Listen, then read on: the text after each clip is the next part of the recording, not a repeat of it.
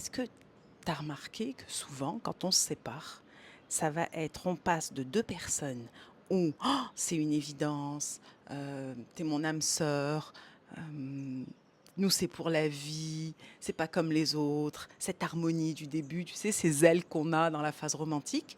Et puis pour diverses raisons, hein, dans la relation où ça va pas, où on n'évolue pas pareil, où on s'entend pas, où on n'est pas compatible, où on n'est pas impliqué pareil, enfin 100 000 raisons de se séparer où on fuit l'amour parce qu'on ne sait pas faire, où on fait tout pour casser le joujou, parce qu'on porte le rejet, l'abandon. Enfin bref, plein de raisons de se séparer. Mais pourquoi il y a besoin de se faire la guerre à la fin?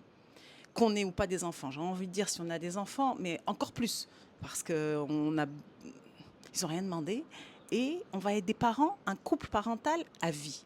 Maintenant, et même quand on n'a pas d'enfants, qu'est-ce qui t'empêche de terminer ta relation en douceur? Sachant que si on reprend notre part là-dedans, on est deux dans un couple, on est tous les deux responsables et on a chacun notre part. Et si tu connais cette approche qui me passionne, hein, je suis thérapeute depuis 14 ans et thérapeute de couple, Imago, où on s'appuie sur nos bobos. Ça veut dire que l'autre est un magnifique révélateur d'un bobo que j'ai en moi, souvent de cette petite fille blessée. Par exemple, moi, dans mon cas, je suis une ancienne dépendante affective, donc je jouais le rejet et l'abandon, donc je vais tout faire pour être rejetée.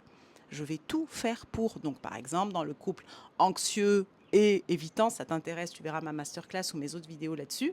Et on va aller en tant qu'anxieux, j'ai besoin d'être rassurée pour être aimée, et je vais être sur le dos de mon partenaire, et je vais être avec un fuyant qui a la même blessure que moi, mais égal, j'ai peur que tu me prennes ma liberté, et c'est pas et on joue un cercle vicieux comme ça. Bon, c'est pas le sujet. Là, c'est la séparation. Mais en tout cas, grâce à l'autre, on apprend.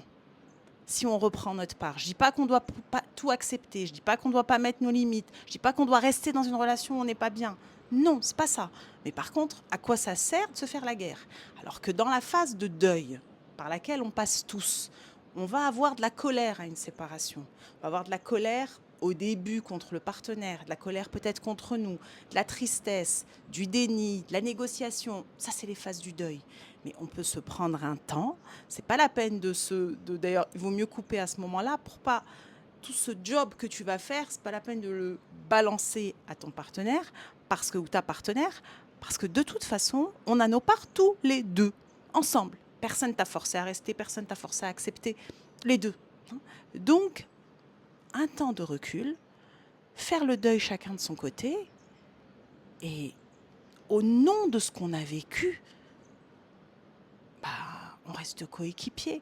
On n'a pas besoin de devenir les meilleurs amis du monde, mais on peut rester deux coéquipiers. On n'a pas besoin d'être deux ennemis. Et après, dans la courbe du deuil, tu verras dans mon programme du bobo au renouveau, où on passe par toutes ces phases et je t'accompagne avec mes casquettes de thérapeute en hypnose, en PNL, en EFT, enfin bref, etc. À un moment, on pardonne. Et on se pardonne à nous. Parce que le pardon, en fait, c'est je me pardonne d'avoir été dans cette histoire parce que comme tu souffres, tu te dis mais pourquoi tu as été? Mais tu as été, ça a un sens. Ça te montre qui tu es, ça te montre sur quoi ça appuie dans ton enfant intérieur, dans ta blessure à toi. Est-ce que tu portes le rejet, l'abandon, l'humiliation, la non-reconnaissance, la trahison, l'injustice, la maltraitance? Et ça va te mettre en avant ça pour que tu puisses enfin aller, toi, le travailler, aller, toi, te rencontrer. Et pardonner à l'autre. Alors ça ne veut pas dire l'appeler, lui dire je te demande pardon. Tu peux, mais déjà juste dans ton cœur, je te demande pardon et je te pardonne. Mais bon, ça c'est tout un process. On verra ensemble d'autres vidéos sur le pardon. Le pardon, c'est le guérisseur du cœur. En fait, ne pas pardonner, c'est garder toi, en fait, donner la clé à l'autre de cette rancœur, de cette colère pour ne pas être bien avec toi. Tu vois, ne pas pardonner, c'est congeler ton cœur. Donc, et pardonner, c'est pas excuser. Hein. On peut pardonner à quelqu'un et être en justice parce qu'il y a eu des actes qui ne sont pas possibles. Mais en tout cas, c'est un autre débat. La question, c'est, il n'y a pas besoin de devenir des ennemis. Il n'y a pas besoin. Alors, tu prends un temps après la séparation. Parce que tu as besoin de faire ton job et de te retrouver. Et d'ailleurs, hein, la séparation est une énorme opportunité si tu la saisis, si tu saisis celle-là où tu attends l'autre ou l'autre ou l'autre ou l'autre, pour un, arrêter tes schémas, deux, aller voir qui tu es. Parce que souvent, on se perd dans une histoire, surtout quand on a un profil de dépendant affectif. On veut tellement être aimé. Et d'où vient ce sujet-là, moi, qui me passionne, et ça va être le thème de ma prochaine conférence que vais faire là à La Réunion, qui est en fin de compte, est-ce que c'est vraiment de l'amour ou est-ce que c'est plutôt ton besoin d'être aimé?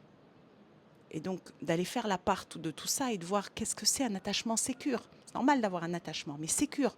Non pas anxieux, non pas évitant, mais qu'on tend tous vers ça.